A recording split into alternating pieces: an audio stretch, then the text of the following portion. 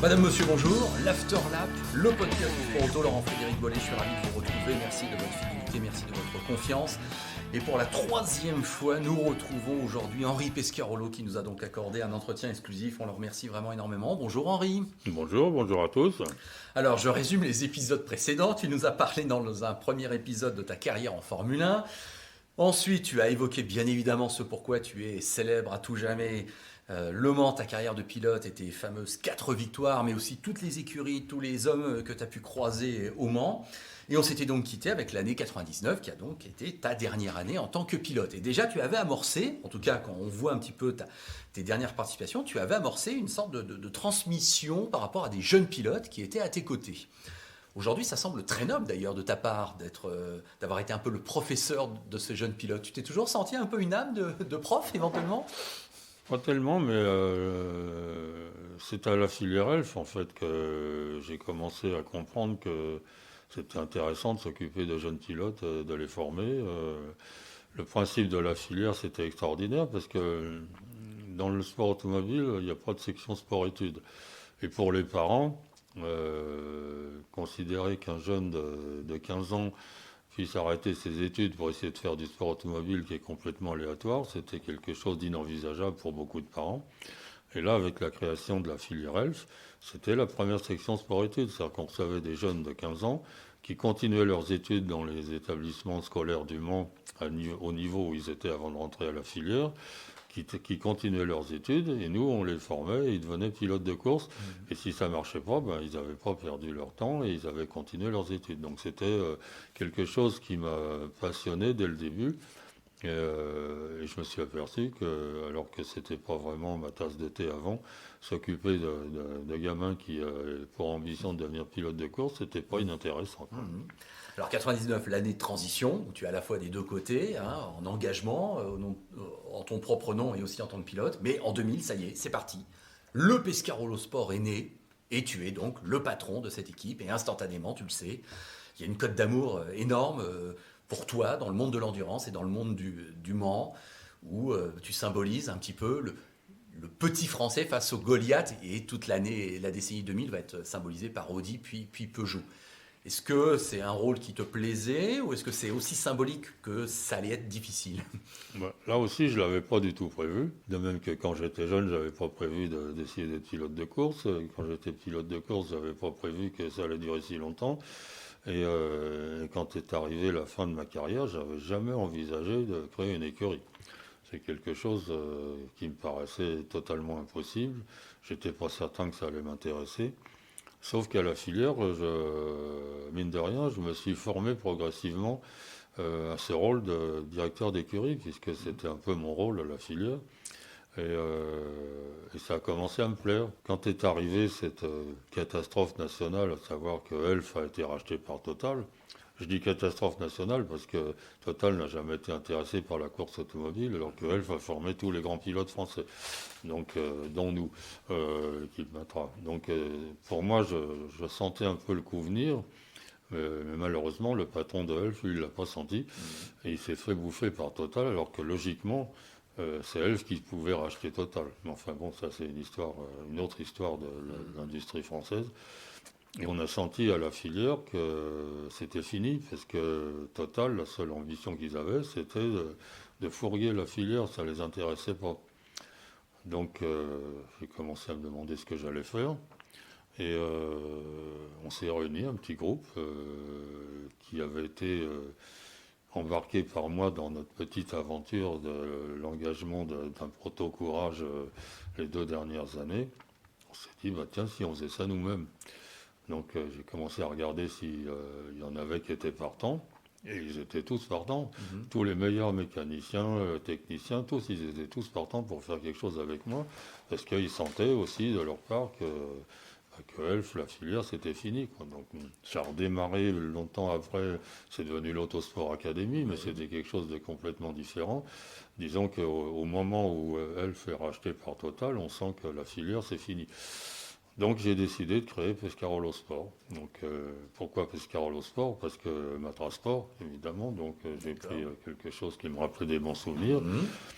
Et là, je me suis trouvé devant un gouffre parce que quand on est pilote de course, et vu que j'avais fait seulement des études de médecine, la création d'une société tout court, la gestion d'une société, même si une société de course, j'y connaissais strictement rien.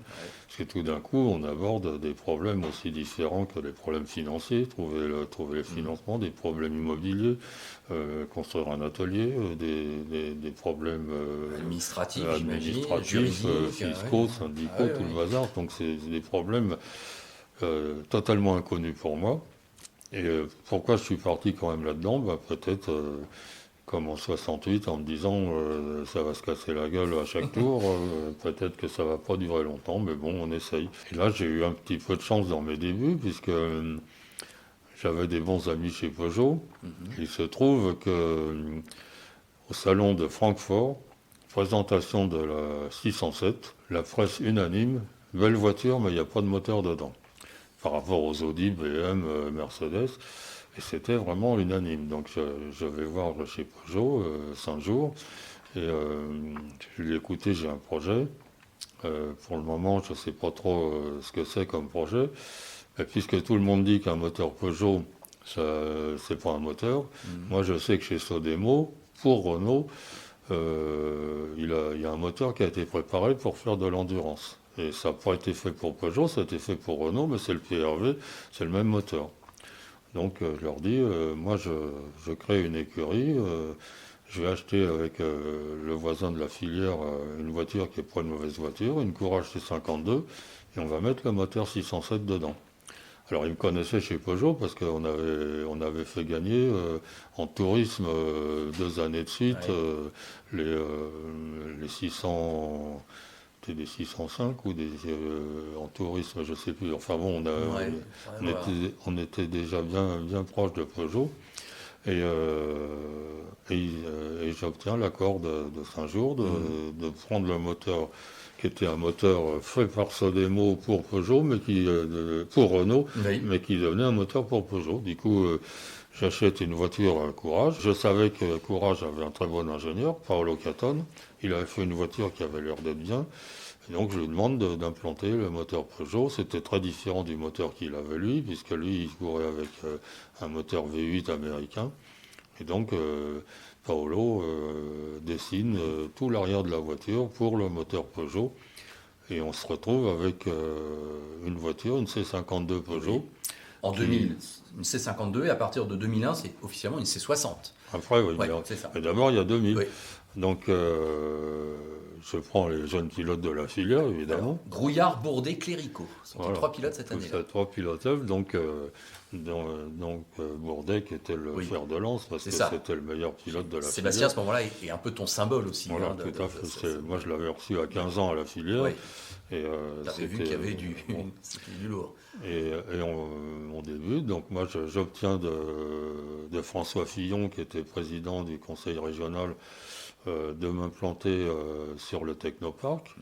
J'obtiens un truc qui n'est jamais arrivé dans la région, c'est que le maire socialiste du Mans avait lancé un projet de faire des usines clés en main pour les industriels qui voulaient bien s'installer au Mans, mais surtout pas sur le Technoparc, qui était un technoparc de droite. Et j'obtiens chose invraisemblable qu'on fasse une usine du maire du Mans sur le Technoparc. Bravo. Et donc on construit l'atelier. Enfin, pour moi, c'était une aventure fabuleuse parce que je découvrais tout, trouver un terrain, construire une usine, recruter une équipe, trouver l'argent. Enfin, c'était un truc de fou. Je ne dormais plus la nuit. Et on arrive à monter une belle équipe. Alors tous les mécaniciens, les meilleurs, je les avais fait venir de la filière. Ils étaient chez moi. Donc je les connaissais bien. Ils avaient été, pour la plupart et pour les plus jeunes, formés avec la Campus, avec la Formule Renault, avec la Formule 3. Le responsable technique m'avait rejoint aussi. Et on se retrouve avec une équipe qui tient debout, avec un budget qui était à peu près suffisant. et dans une usine toute neuve, toute belle, superbe, et on fait finalement 4e moment, donc Oui. c'est quelque chose... Ça a commencé formidablement, triplé Audi, bon bah ok, tant mieux, mais vous êtes derrière, juste. ouais. Donc c'est complètement inattendu, Oui. avec un moteur Peugeot, et donc c'est parti, Ouais. quoi. C'est-à-dire que Pescarolo Sport devient une écurie... Mm. pas incontournable, mais une bonne écurie des 24 heures du Mans. Donc Courage m'engage à prendre sa nouvelle voiture, Mhm. qui allait être bien meilleure que la C52. C'est une C60. Et malheureusement, donc ça a été le début de la fin du moteur Sodemo. Ouais. Sodemo a été racheté par le moteur moderne. Mhm. Donc Bernard Manger, qui était là, la cheville ouvrière de ce moteur et de la boîte, a vendu au moteur moderne. Ils ont mis un gestionnaire qui était tout bêtement un gestionnaire chargé de faire rentrer de l'argent. Il se trouve que l'évolution du moteur avait un défaut majeur, c'est que le palier arrière du vilebrequin, sans qu'on sache pourquoi, tout d'un coup il pétait et le moteur classait. Donc c'était un moteur sur deux. Donc ça aurait été du temps de Bernard Manger, ce démo, il aurait tout de suite pris Mhm. le problème à bras-le-corps et il l'aurait résolu. Comme le gestionnaire Sodemo envoyé par le moteur moderne, il pensait surtout à équilibrer les comptes de sa société, Mhm. rien n'a été fait et un moteur sur deux cassait systématiquement. Mhm. Et donc j'ai compris qu'avec ce moteur-là c'était fini et qu'il Oui. fallait passer à autre chose, quoi. C'est vrai que cette année-là, les résultats sont un peu moyens. C'est moins flamboyant que la 4e place inaugurale. Il y a un abandon. C'est moins flamboyant parce ouais. que le moteur casse, Voilà, tous c'est les ça, moteurs, tout à fait, un voilà. moteur sur deux casse Tout à fait. systématiquement, Ouais. c'est une catastrophe. Bah oui, c'est quel dommage. Et donc en 2004, tu passes d'abord avec l'intitulé Pescarolo C60 et non plus Courage C60. La voiture devient officiellement une Pescarolo et au moteur Judd. C'est le bonheur absolu de travailler avec John Judd que Mhm. je découvre, parce que c'est un moteur fabuleux, c'est un Oui. moteur vraiment qui est fait pour l'endurance, qui a toutes les qualités. C'est un V10 qui vibre pas, qui est solide, qui a les chevaux tant qu'on en veut. C'est vraiment le moteur idéal. Et donc on part sur quelque chose de tout nouveau, une voiture à moteur Judd. Mhm. Et je sais plus ce qu'on fait cette année-là Et ben d'ailleurs. vous faites 4e, dis donc. Comme quoi, c'est un renouveau. Vous récupérez cette fameuse 4e place de 2000 avec l'équipage Ayari Comas Tréluyer, je ne sais pas si tu te souviens, sur la 18, qui finit 4. Donc, formidable résultat. Mhm. Oui, mais alors attends, Judd, ça a toujours été une bonne relation ou pas? Parce que. Formidable, oui. Oui, franchement. Ah, oui, Non, parce que j'avais cru t'entendre des fois critiquer, non Ah non, j'ai non. critiqué Judd quand il Oui. est passé au V8. D'accord. Parce que, si tu veux, là, ça a été, bon, on en parlera plus tard, Ouais. si tu veux, des grosses erreurs du Mans. C'est que, tu sais, quand le vent tourne, une girouette, elle fait demi-tour. Tout d'un coup, il a été à la mode de passer du downsizing. Tu vois, le Oui. fameux downsizing, Oui, oui. c'est mettre des petits moteurs dans Oui. les voitures de tourisme. Chose dont on n'a rien à foutre, évidemment.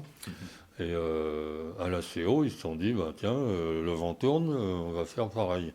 Donc on avait le moteur le plus fabuleux qui soit pour le Mans, un V10 qui consommait pas beaucoup, qui était fiable, qui marchait bien. Ils décident de nous obliger à mettre un V8. Ça, c'était plus tard, hein. C'est pour ça que Oui. quand j'ai dit du mal Oui. du Judd, Ou, en c'est tout quand cas, on est passé au V8. Parce qu'il y a d'accord, eu ok. deux raisons. Première raison, c'est que déjà un V8, ça vibre plus, pour essayer d'avoir les chevaux, il faut essayer de le faire tourner vite. Ça a déjà beaucoup de défauts par rapport à un V10, Oui. qui lui est parfait sur le plan des vibrations.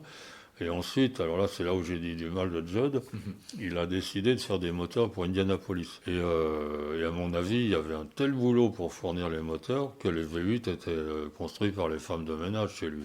Et donc, la dernière année de Pescarolo Sport, Oui. on en parlera après, Oui. tous les V8 ont cassé, Ouais. pas seulement chez nous. Tous ceux qui avaient un V8 Judd ont cassé au Mans. D'accord. Et c'est là où j'ai dit du mal de Judd, mais tant qu'on a été Oui, de toute façon, avec lui, avec le V10, d'abord il y avait un service après-vente fabuleux. Le fils de John Judd s'occupait vraiment personnellement des écuries clientes. Et on a toujours eu d'ailleurs un moteur Ouais. fabuleux. Et donc, quand je revois tes 6 pilotes cette année-là, en 2004, hein, donc on est bien en 2004, Bourdet, Minassian, Collard sur la 17, Ayari, Comas, Tréluyer sur la 18. C'est vrai que ça ressemble à un peu une Dream Team française, là. Oui, bah, c'est ce que j'ai toujours. C'est marrant parce qu'il y a très peu de temps, je courais à Goodwood et contre moi, il y avait tous mes anciens pilotes. Donc c'était rigolo, on parlait un peu du bon Oui. vieux temps. Et Dumas a dit un truc qui m'a fait plaisir. Il m'a dit c'est la seule écurie dans laquelle on n'a jamais demandé un sou à un pilote. J'ai toujours payé mes pilotes. Ouais. Et les seuls pilotes qui m'ont apporté de l'argent, c'était un pilote que j'aimais bien, mais qui lui était un gentleman driver, qui s'appelait Harold Préma, qui était un héritier Schlumberger. Donc lui je lui ai demandé de l'argent parce que bon, j'étais à un moment où c'était important. Et en plus, il savait qu'il n'était pas un pilote de pointe et je lui ai mis un coach fabuleux qui était Tinso. Donc ça s'est bien passé. Mais sans ça, tous les pilotes que j'ai eus, je les ai payés. C'est drôle d'entendre dire ça. Donc ce qui me plaisait beaucoup, c'est que je prenais tous les pilotes qui, plus ou moins, j'avais formés à la filière, pour beaucoup. Les autres, c'était tous des anciens pilotes elfes ou des très très bons pilotes français. Et pour les plus jeunes, ils étaient systématiquement pilotes d'usine après. Tréluyer, il passe chez moi, il est chez Audi l'année d'après. Donc c'était vraiment le tremplin, parce que je les prenais parce que c'était des très bons. Et ensuite, pour eux, c'était le tremplin pour accéder à une équipe d'usine. Donc, juste parce que tu l'as évoqué, je fais une petite parenthèse, tu t'attendais à ce que Benoît Tréluyer ait ce parcours après toi et qu'il soit effectivement un triple vainqueur du Mans? Ah oui, parce que c'était un très bon. C'est drôle parce que ça avait mal commencé. Je le fais venir du Japon pour faire des essais au circuit, au Ricard, avant le début de la saison. Dans le deuxième tour, il me plante la voiture dans un rail. Donc j'étais pas très content parce qu'en fait, il découvrait les freins carbone. Au Japon, c'est interdit. Donc j'ai dit ok, c'est une petite erreur, et puis je l'ai gardé. Mais parce que je savais que c'était un très très bon, tu vois, donc j'ai eu que des très bons pilotes. Ah, écoute, moi je me souviens que 2005, on pensait que c'était bon, que tu pouvais le faire, que vous pouviez gagner. Je sais pas, je mets après l'année 2006 et autres à part, mais 2005, moi j'ai le souvenir que là vous êtes plus rapide que les Audi. Et que vous Alors c'est drôle parce que il y a un truc que personne n'a compris. Quand Alboreto c'était chez Audi, parce que sa voiture s'est retournée sur un rail. Donc la CO a dit à tous les constructeurs et à nous entre autres, si vous mettez une deuxième bosse sur la gauche du pilote, parce qu'à l'époque, tu sais, il y avait la bosse derrière le pilote et c'était plat à gauche. Ouais, c'est vrai, et c'est comme ça qu'Alboreto était tué, parce que le rail est venu par le côté. Ils ont dit à tout le monde, si vous mettez une deuxième protection, c'est-à-dire il fallait l'homologuer, tu vois, c'est-à-dire une protection, c'est 12 tonnes sur l'arceau, et tout le monde dit, si vous mettez une deuxième protection, on vous accorde des avantages en point de vue performance, c'est-à-dire plus grosse bride et poids plus léger. Donc on se réunit avec Claude Galopin, avec mon équipe. Et ce serait quand même dommage qu'on ne profite pas de ça. Est-ce que c'est faisable sur notre coque? Donc c'était un gros travail quand même, parce que c'était la coque qu'il fallait refaire sur le côté gauche. Donc pour une petite écurie, c'était vraiment difficile. Puis on se dit, bah, évidemment, Audi va le faire. Et dans leur orgueil germanique et naturel, ils ont considéré, ou le docteur Ulrich a considéré que pour battre Pescarolo, il n'y avait pas besoin de ça. Donc nous, on fait la transformation, on nous met des brides plus grosses, on allège la voiture, et on tourne autour des Audi. Là, ça a été scandaleux chez Audi. Alors, je me rappelle, il y avait De Schonack qui était déjà avec Audi, qui hurlait comme un putois. Et je disais, attendez, vous avez eu le même choix que nous, pourquoi vous ne l'avez pas fait? Donc, on arrive au Mans, on était imbattable. Et d'autant plus que j'avais un gros budget de PlayStation pour avoir l'Aube. Donc, on commence bien préparé Car effectivement, l'Aube arrive en 2005, il est dans la 17. Voilà, donc si PlayStation met l'Aube et de l'argent, c'est qu'il sait qu'on peut gagner. Et tout le monde avait vu que nous, on avait fait la transformation pour les autres. Et dans les premiers essais, effectivement, on prouve que notre voiture, elle va plus vite que les Audi. Et là, il y a eu deux grosses conneries de faites, l'une par moi, et l'autre, après, ce sera en course par Claude Galopin, mais qui défend d'une grosse erreur d'X-Track. Donc on sait qu'on a la voiture la plus rapide. Et la preuve, on est tous les deux en première ligne. Tout à fait. Donc on est imbattable. Et là, je me dis, pour faire plaisir à Peugeot quand même, parce que je pensais toujours à un retour de Peugeot. Moi, tu vois, j'avais quand même des vues, je commençais à avoir des vues à moyen terme. Je me suis dit, il faut que je fasse un équipage Peugeot avec l'Aube. Donc je mets l'Aube, Ayari et Larry. C'est ça. Et la grosse connerie, c'est moi qui l'ai faite, parce qu'Ayari, c'est le dernier pilote à qui qu'il fallait mettre dans l'auto. Il se passe quelque chose dans sa tête que j'avais pas prévu, c'est qu'il est avec une vedette. Et Loeb, ça a été incroyable, l'arrivée de Loeb dans notre écurie. Ça a été l'émeute. Ah oui, un champion du monde des rallyes. Donc, à il gagne le rallye de Turquie. On le prend en hélicoptère. On l'amène au terrain de je ne sais plus lequel, en Turquie.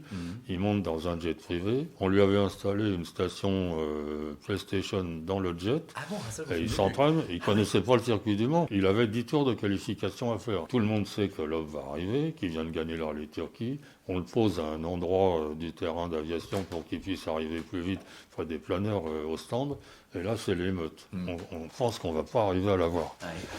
Il arrive tellement tard que je lui dis, tu montes dans l'auto, tu as 10 tours à faire, et il tombe des gouttes à ce moment-là. Il me dit, non, attends, il pleut, je connais pas le circuit. Je lui dis, tu pars, sans ça, tu peux pas faire le Mans, tu n'es pas qualifié. Même tout l'homme que tu es, tu dois te qualifier. Et donc il part, il fait ses 10 tours, et il se qualifie. Tu vois, mais ça a été... Après ça, je me dis, donc, je vais le mettre avec 2 pilotes Peugeot, parce que ça va comme ça, je serai bien vu chez Peugeot. Ayari, il a été déstabilisé par la notoriété de Loeb. C'est-à-dire que c'est Ayari qui fait la pole. C'est Ayari qui fait les temps, et Larry, lui, il marche comme un avion, comme d'habitude, et Loeb, il est un petit peu en retraite, tu vois, parce que c'est tout début. Et on ne parle que de Loeb. Et Ayari, il pète les plombs, il a 3 accidents pendant la course. Donc le premier, il s'accroche avec le père de Bourdet. Oui, on s'en souvient, ça avait un petit peu... D'une manière invraisemblable, mais je leur avais dit 2000 fois, entre Indianapolis et Arnage. Ça a l'air facile, mais quand tu as une voiture à doubler, il faut faire attention. Si tu en as 2, il faut faire encore plus hyper attention. S'il y en a 3, tu oublies. Ensuite, dans la nuit, il rentre dans le cul, ou il s'est rentré dans le cul par la Zytec. Et puis, troisième, le matin, il sort tout seul dans la chicane, il détruit la voiture. Donc la faute, elle vient de ma part. Pourquoi on n'a pas gagné? C'est parce que on n'était peut-être pas encore assez bien vu chez X-Track. Sur la deuxième, il nous arrivait de temps en temps, dans les premières courses où on essaie, d'avoir un blocage du paddle shift au niveau de la commande de boîte. Ça se bloquait, on ne pouvait plus passer les vitesses. Donc on a prévenu X-Track en disant ça nous est arrivé 2 fois. Il nous croit ou il nous croit pas, il nous renvoie un ensemble complet en disant ça y est, on a modifié. Et Eric Comas, au volant, il dit je commence à avoir des problèmes de passage de vitesse. On dit ça y est, c'est nouveau, ça arrive. Et là, il a fait l'erreur, mais moi aussi, on ne l'a pas arrêté assez tôt. On aurait dû tout de suite dire c'est ça, on le fait, et ça allait, alors qu'on l'a laissé continuer. Il était en tête, c'était chiant de l'arrêter. Et comme on l'a laissé continuer, ça s'est aggravé. Ça. Et ça a été un peu plus long, on a perdu 7 tours à réparer. Et oui, c'est ça. Après, c'est une course-poursuite. Alors on rattrape 6 tours face à Audi, t'imagines. Et des fois, je sais que vous êtes plus rapide de 5-6 secondes au tour. Donc le docteur Ulrich, il remettait sans arrêt Christensen dans l'Audi, c'était le plus rapide. Et on aurait peut-être pu gagner, mais à 2 heures de la fin, il y a John Judd qui nous dit toutes les températures sont dans le rouge, il vaut mieux assurer la seconde place. Vous échouez à 2 tours. Et à la deuxième place et à 2 tours seulement. Alors que si on continuait au même rythme, les 2 tours, on les avait... Donc là quand on en parlera par la suite, si tu veux, quand on parle des équivalences à la con, te dire après, si tu veux, c'est pas une histoire d'équivalence, c'est que le choix avait été fait pour tout le monde. C'est ça. Moi, c'est pour ça que je mets cette année 2005 à part. Voilà. Là, j'ai vraiment le sentiment que là, tu pouvais et tu devais, si j'ose dire, gagner. Si tu veux, je mettais un pilote sûr avec Elary, il pleurait. Elary, oui. Il pleurait. Et en plus, Loeb, on l'avait fait s'entraîner beaucoup. Il était dans le coup, tu vois, dans les temps, il était dans le coup. Il marchait bien, il faisait pas de faute. Oui, alors d'ailleurs, au passage, il t'a favorablement impressionné, Sébastien, sur les 2 ans qu'il fait avec toi. Là où il m'a impressionné, c'est sa volonté et sa capacité à bosser beaucoup. Parce que quand je l'ai mis la première fois dans la voiture au Ricard, il était totalement à côté de ses pompes. Alors le gros avantage par rapport à mon époque, c'est qu'il y a la télémétrie maintenant. Tu vois, quand je faisais équipe avec quelqu'un, si je sortais de l'auto, mon coéquipier montait dedans, il me mettait 3-4 dixièmes. Je me disais, merde, à quel endroit il va plus vite, tu vois, c'était impossible à savoir. Donc je remontais dans l'auto, j'essayais d'aller plus vite. Alors que maintenant, avec la télémétrie, je sortais un tour de Montagny, et je lui disais, voilà, là, il y a ça et ça et ça à faire. Il repartait, il bossait, puis à la fin, il arrivait dans les temps. Et sa capacité de travail était impressionnante. Maintenant, le fait qu'il soit doué, j'en étais persuadé, ça c'est sûr, il n'y a pas de problème. Mais il a fallu qu'il s'habitue à la conduite d'un proto très rapide. Ça n'avait rien à voir avec une voiture de rallye. Mais il a bossé vraiment comme un âne, et ce qui nous a permis d'être bien au point. j'avais les budgets nécessaires par Oui, bien sûr. PlayStation pour faire tourner l'offre, donc pour faire tourner la voiture. Donc 2005, pour moi, c'est ton sommet et en même temps, sans doute, ta plus grande déception parce que c'est pas passé loin. Même si cette deuxième place, elle est superbe, mais il y a des regrets. Et on l'a tous ressenti comme ça, hein, tu le sais sur le moment, parce qu'on voyait bien que vous étiez en mode remontée, que vous alliez plus vite, mais vous avez échoué. Par contre, on a le sentiment qu'à partir de 2006, vous êtes toujours aux avant-postes. Bien sûr, le Pescarolo Sport, jusqu'en 2009, vous êtes là.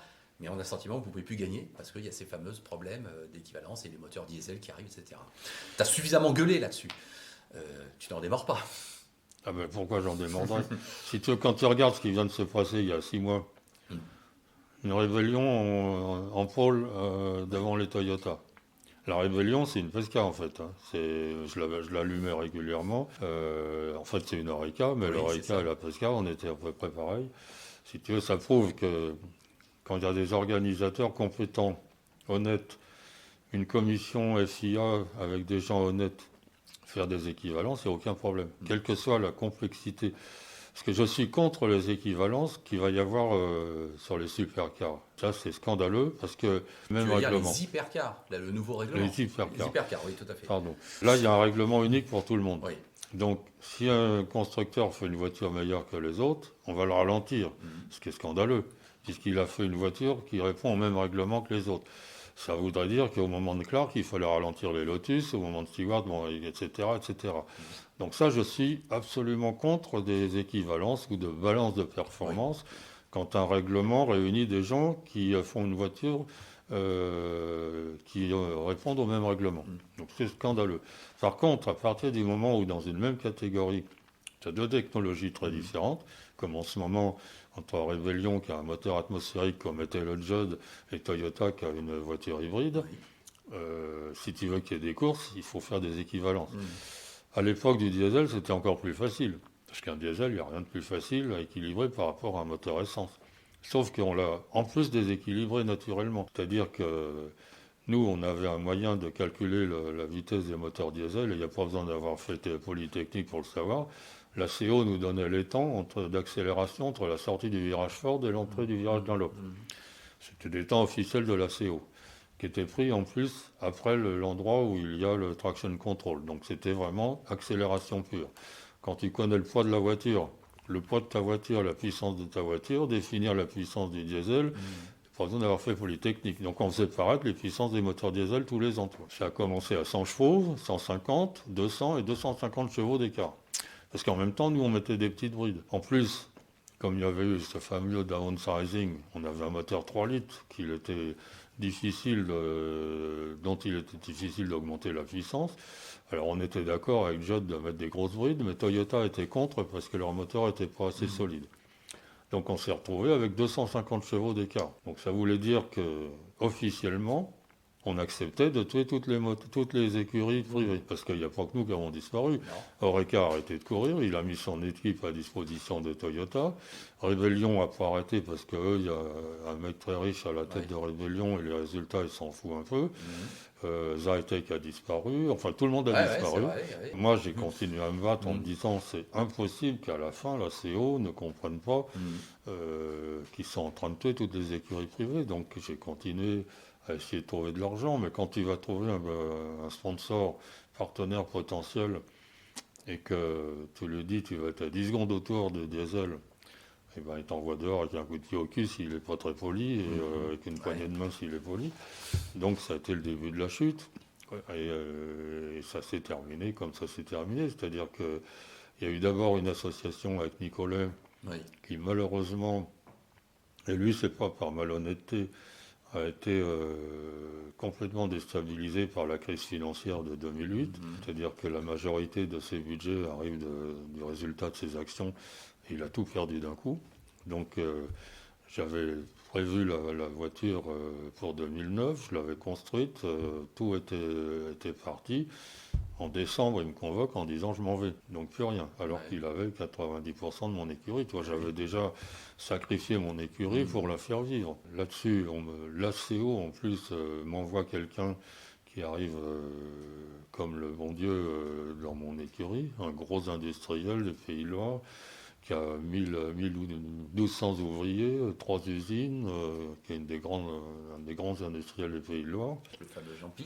Je lui cède les parts de Nicolas, c'est-à-dire qu'il a 95% de ma boîte.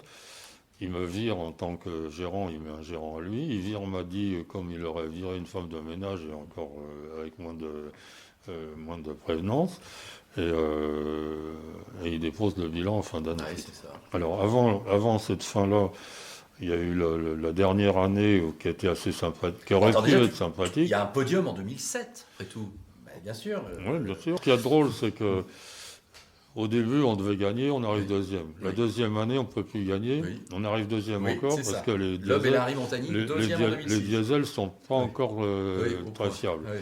La troisième année, il n'y a que des diesels, on arrive quand même troisième. Oui. Donc c'est extraordinaire. Et c'est à partir de là que Ulrich décide, bon, j'en ai pas la preuve formelle, mais je sais comment ça s'est passé, c'est à partir de là qu'il décide qu'il n'y aurait plus de concurrence avec les moteurs essence. Okay. C'est là où il y a 240 chevaux d'écart entre un moteur diesel et les nôtres. Pourtant, le docteur Ulrich a l'air d'être quelqu'un de très sport, fair play. Oui, c'est d'autant plus inacceptable, si tu veux, que sur le podium, quand j'arrive troisième derrière les Audi, il dit au micro officiellement, c'est vraiment sympathique ce fait Pescarolo, il faut tout faire pour qu'il continue. Tu vois, il dit ça. Et il arrive avec un moteur de 250 chevaux de plus que nous à cause des équivalences définies par lui. Tu vois, parce que les équivalences, c'est Audi qui les a toujours définies, tu vois. Puis après, il y a eu Peugeot qui s'est mis dans les sabots d'Audi, évidemment. Donc, c'est invraisemblable, si tu veux, parce qu'ils savaient tous qu'avec cet écart de puissance, on n'allait pas survivre. Autant j'arrivais à trouver des budgets d'une manière très difficile, mais j'ai toujours eu des budgets suffisants pour courir, parce que j'avais présenté un projet dans lequel on pouvait gagner. À partir du moment où tu fais de la figuration, ça n'intéresse plus personne.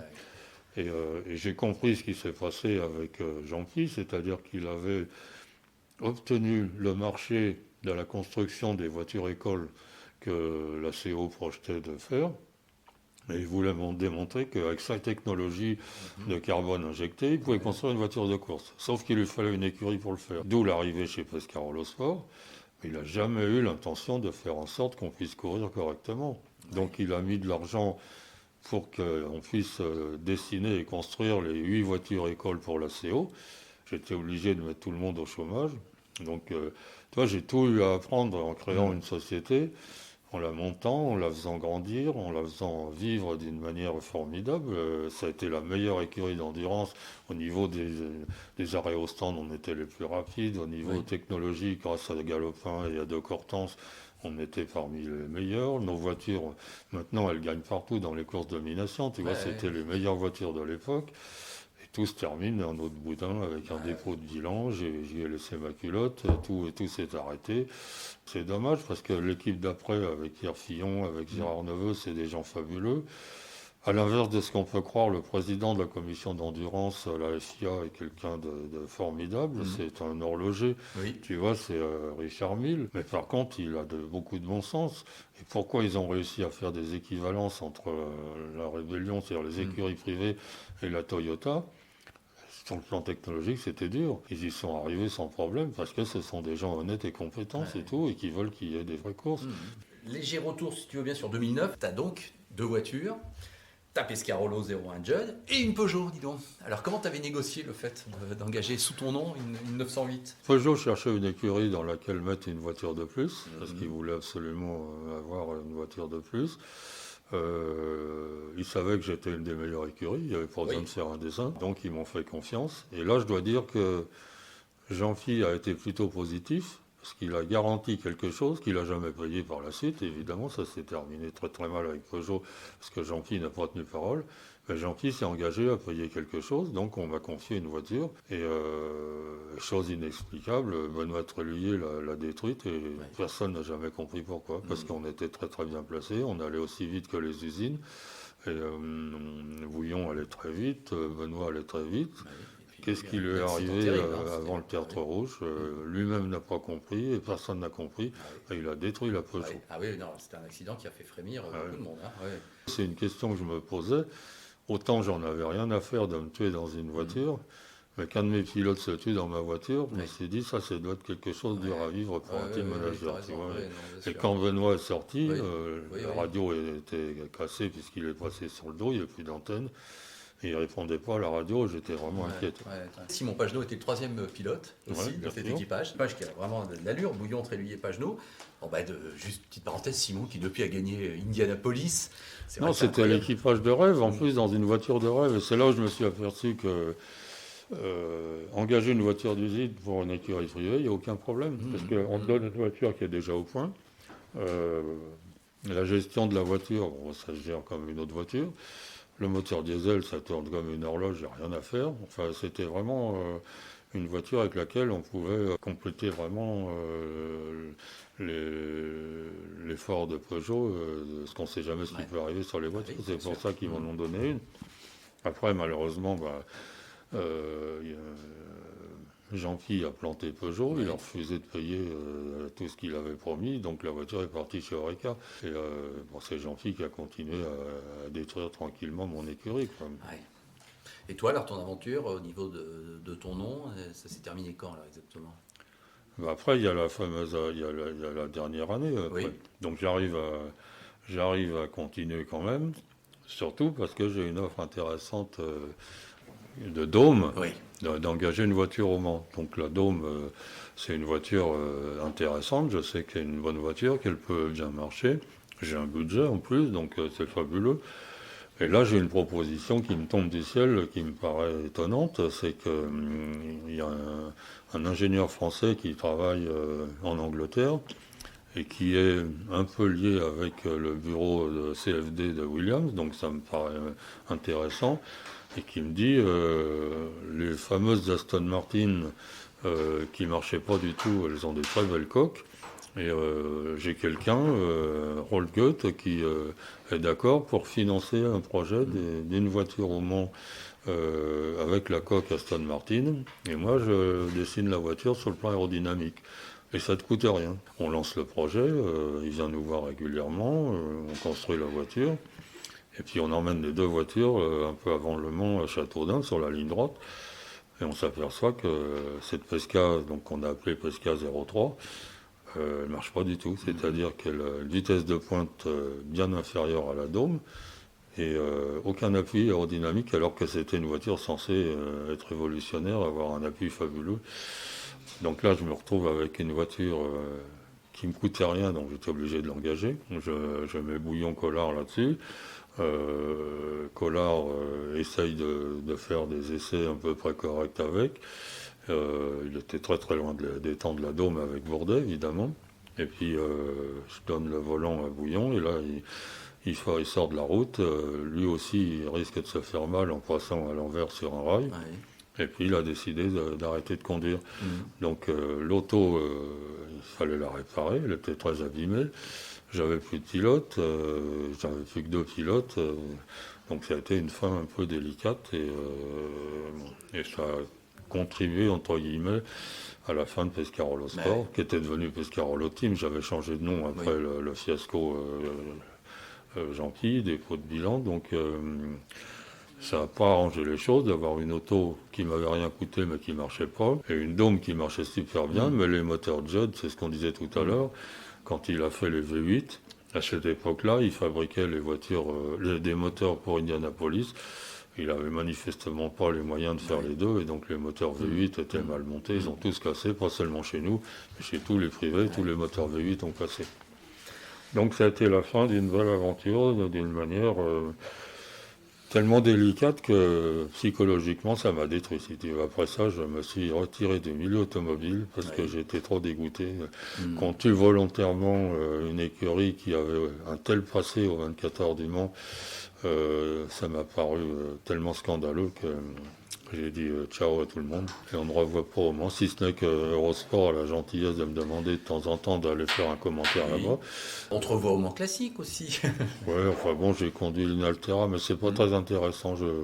Maintenant, elle a été vendue. Et je vais à Goodwood de temps en temps, au Mans classique de temps en temps. Je fais te vois quand même invité régulièrement sur des opérations un peu assez haut, quand même officielles.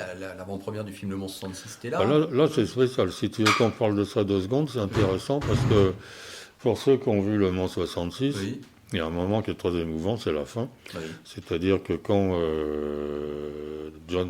Ken Miles sort de la route, Oui, on voit pas la voiture, non, on voit les mécaniciens qui courent oui, avec un gamin, le fils de Ken Miles, Peter Miles, qui court vers la voiture.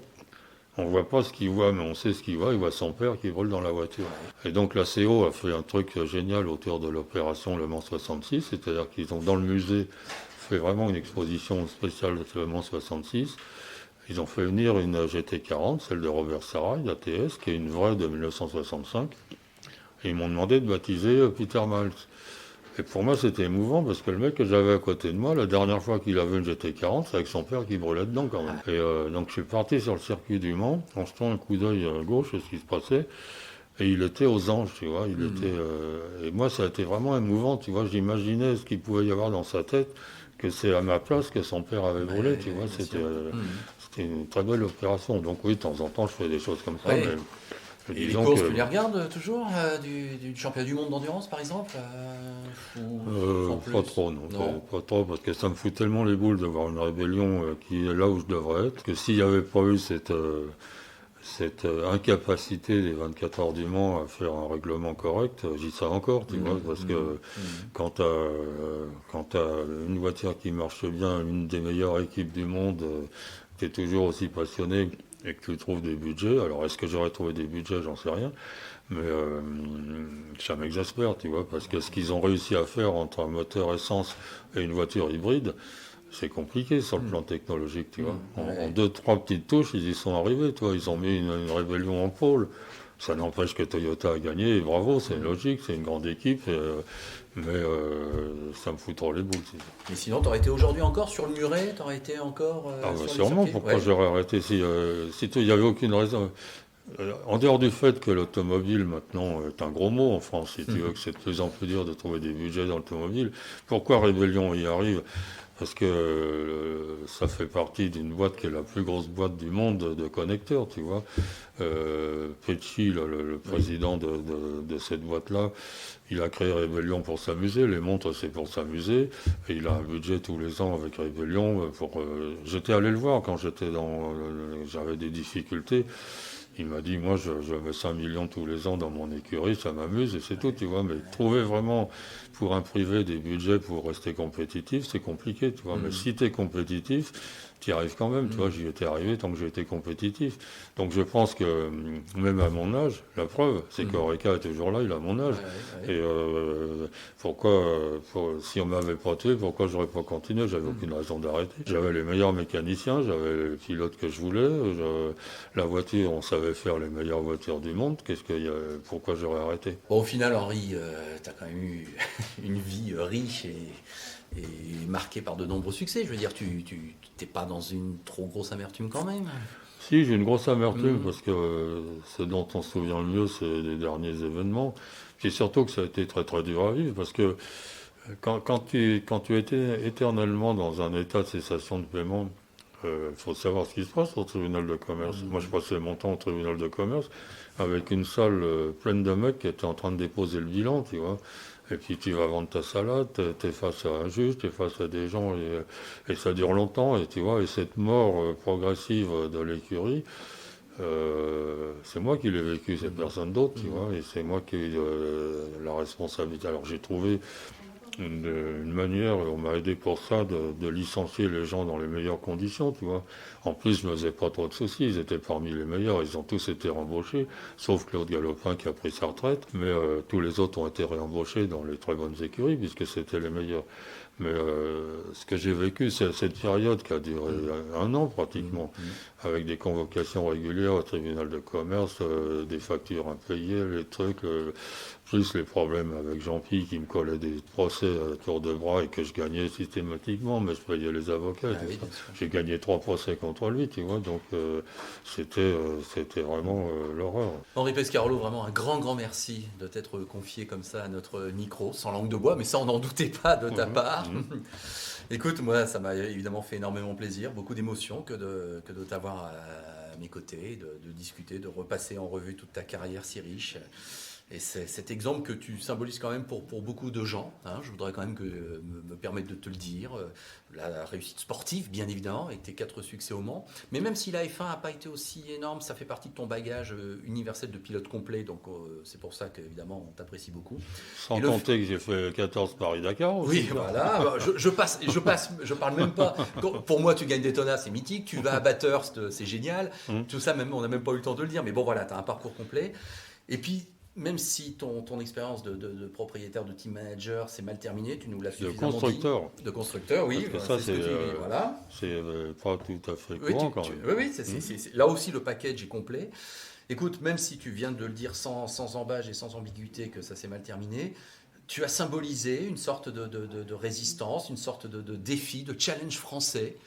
Et je vois bien que tout le monde a un peu cette nostalgie où tu étais là, où tu osais défier les grands. J'ai des grands souvenirs des tribunes du Mans parce que j'étais le petit poussé qui venait essayer de battre David, donc Goliath plutôt, et le public a adoré ça. Oui, c'est sûr, c'est évident. Donc moi je retiens ces tribunes vertes, ces drapeaux qui étaient agités, c'était pas fin, c'était une véritable adhésion populaire, et c'est toi qui l'as symbolisé. Et que la CO l'ait pas compris, c'est grave. Mais ceci dit, pour terminer sur une note optimiste, la nouvelle équipe de la CO est en train de faire quelque chose de vraiment bien pour le Mans. Dommage que je n'ai pas été là à mon époque. C'est sûr. Merci Henri, merci beaucoup. Merci à toi c'est un énorme honneur que tu nous as fait.